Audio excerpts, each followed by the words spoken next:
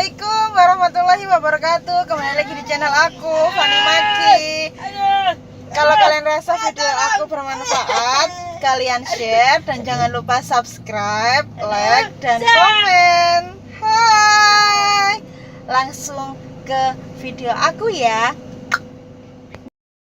Assalamualaikum warahmatullahi wabarakatuh. Sebelumnya aku minta maaf ya kalau video aku absurd alias nggak jelas. Tapi semoga pengalaman aku ini bermanfaat bagi kalian yang sedang menonton dan sedang merasakan sakit seperti aku, yaitu sinusitis. Jadi langsung aja ceritanya ya. Sebelumnya aku adalah pengajar di sebuah SMK, lembaga swasta di daerah aku.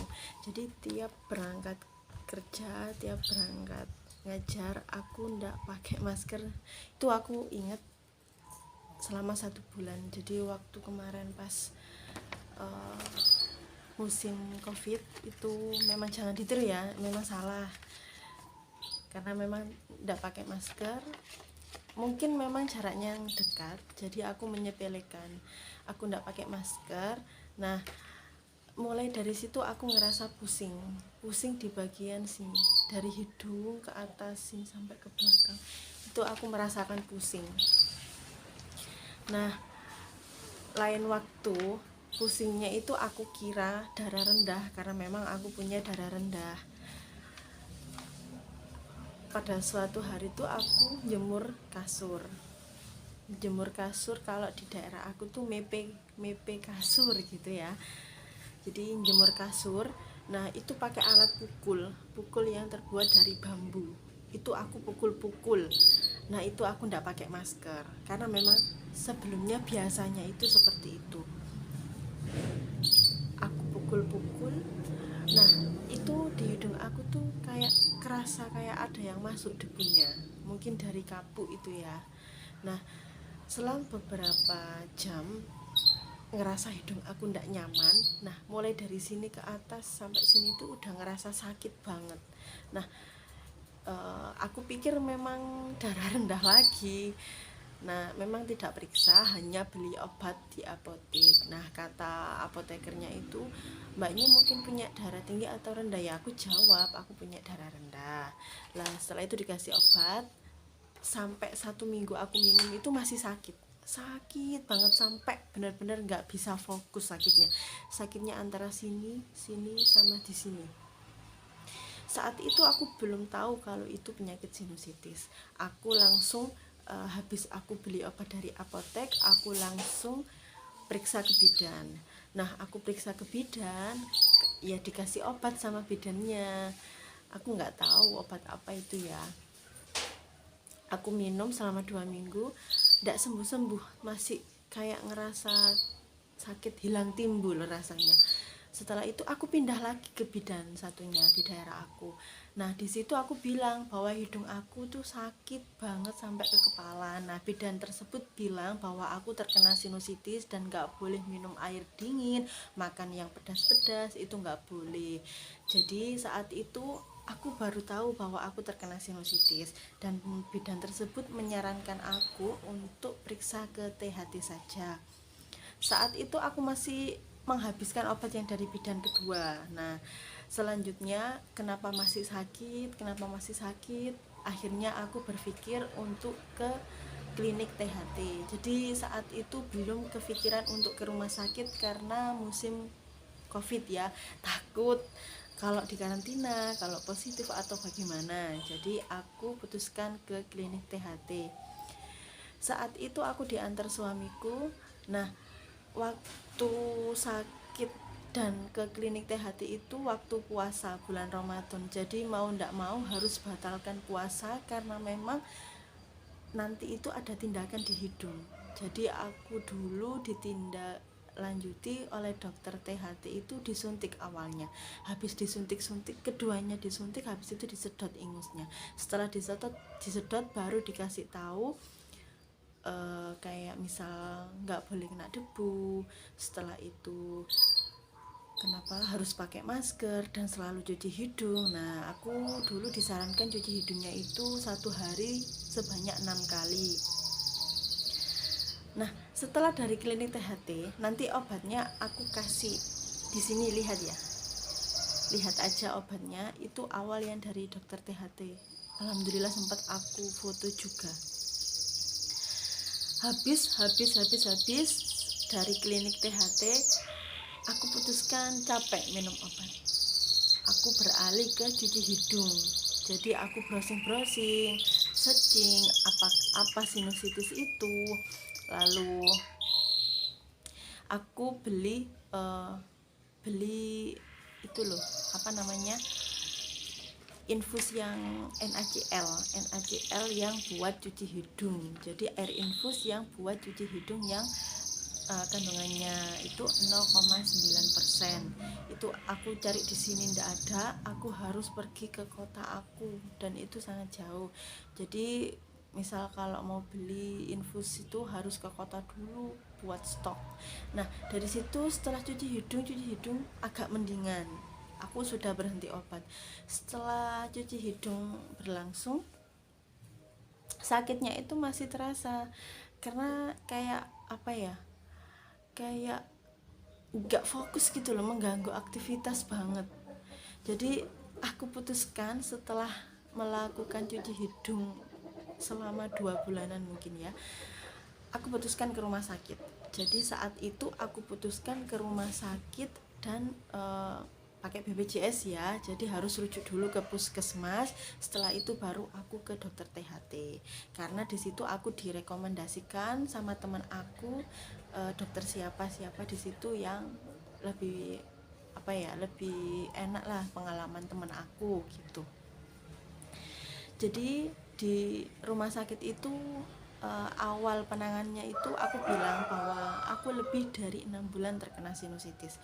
Nah, di situ langsung di ronsen. Jadi semua wajah aku di ronsen biar tahu sinusnya itu yang parah itu sebelah mana, kanan apa kiri.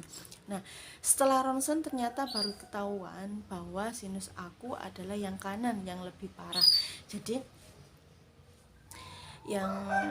yang kanan itu agak full gini loh, segini. Jadi kata dokter THT-nya itu belum sampai amber.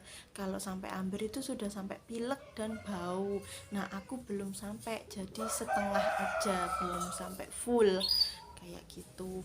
Nah, aku juga punya gigi berlubang. Jadi aku saja sencing, takutnya itu efek gigi berlubangku ke sinusku. Dan ternyata setelah aku ronsen juga untuk di dokter giginya, ndak ada efek dari gigi berlubang aku. Tapi saran dokter giginya, gigi aku harus dicabut supaya tidak menimbulkan infeksi. Jadi setelah dokter THT tadi di ronsen, ketahuan bahwa ada sinusitis yang benar-benar akut, aku dirujuk ke fisioterapi. Jadi diharuskan fisioterapi sebanyak 5 kali. Jadi di rumah sakit itu aku fisioterapi sebanyak 5 kali. Jadi bukan di THT-nya ya. Jadi langsung habis dari THT ke fisioterapi. Di situ aku diterapi. Jadi kayak anget-anget gitu loh. Ditaruh di pipi, kayak bentuknya itu pipih gitu. Terus ditaruh di sini. Nah, itu sebanyak 5 kali. Nanti misalkan 5 kali sudah tidak ada keluhan, ya sudah, berarti sembuh dan harus mengikuti pantangan-pantangan untuk penyakit sinusitisnya. Jadi, tapi kalau masih belum sembuh itu ditambah lagi menjadi 10 kali. Nah, aku fisioterapi sudah, berarti aku lanjut ke yang dokter giginya tadi, yang memang diwajibkan untuk mencabut gigi aku yang berlubang. Jadi harus disembuhkan dulu sinusnya, baru aku cabut gigi. Setelah aku melakukan fisioterapi sebanyak 5 kali, aku ke dokter gigi masih di rumah sakit tersebut, masih satu rumah sakit. Jadi di ronsen dulu apakah nanti takut terkena sinusitisnya itu karena gigi aku. Jadi aku ronsen giginya dulu. Habis itu ketahuan bahwa ternyata tidak apa-apa, habis itu langsung dicabut karena gigi aku yang berlubang itu ada di atas yang paling belakang di sini sama yang ada di bawah. Nah, itu dicabut semuanya. Setelah dicabut baru aku melakukan terapi lagi ke THT, ke dokter THT. Di situ aku dikasih obat, dikasih kayak cairan kecil gitu buat pelancar apa ya, dahaknya, perontok dahaknya. Nah, aku takut kebanyakan efek obat itu nanti berakibat buruk bagi kesehatan aku. Nah, saat itu aku mencari referensi di YouTube, di Google, semua aku cari tentang penyakit sinusitis. Akhirnya aku menemukan di YouTube channelnya Safa Health. Nah, kalau kalian yang mengalami seperti aku, kalian coba lihat di channelnya Safa Health. Kalau yang nggak tahu bisa nanti linknya aku kasih di deskripsi box. Nah, di situ aku banyak belajar bagaimana cuci hidung, bagaimana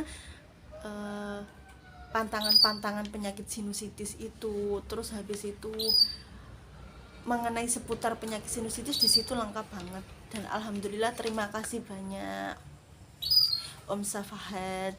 Jadi berkat channel itu aku bisa melakukan cuci hidung sendiri di rumah, karena sebelumnya itu memakai cairan infus. Sekarang karena channel Safahat aku sudah berganti atau beralih ke cuci hidung dengan garam, jadi lebih praktis dan lebih cepat dan ekonomis, karena kan enggak apa ya, kalau satu kemasan infus itu harganya 8 ribuan ya, itu kan 500 mili, jadi satu kali pakai kan mahal ya.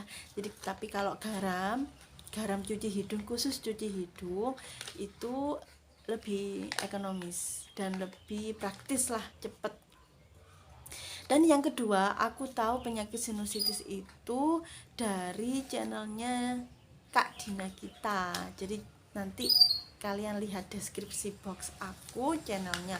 Di situ Kak Dina itu menjelaskan bagaimana cuci hidung dengan garam dapur. Jadi awal dulu sebelum aku ke klinik THT, jadi aku memakai garam dapur teman-teman. Tapi garam dapur itu tidak baik untuk selaput di hidung kita. Jadi agak apa ya, agak kurang baik lah. Jadi sakit sinusitis aku pada saat awal itu, sakitnya itu mulai dari hidung sampai belakang dan daerah sekitar mata. Dan sakitnya itu pusing. Jadi aku ndak pilek, jadi hanya sakit pusing yang begitu hebat. Pusingnya itu sampai benar-benar bawa sepeda motor saja tidak kuat. Jadi benar-benar kayak apa ya, kayak vertigo, tapi bukan muter-muter pusingnya. Kayak pusingnya itu benar-benar fokus kayak ya di belakang sini, dari hidung sampai belakang. Jadi itulah cerita aku terkena sinusitis 1 tahun ke belakang. Nah, aku bisa sembuh, nanti aku taruh di video selanjutnya ya. Jadi aku taruh di video berikutnya, part 2. Jadi bagaimana aku bisa sembuh dan apa aja yang aku lakukan pada saat terkena sinusitis.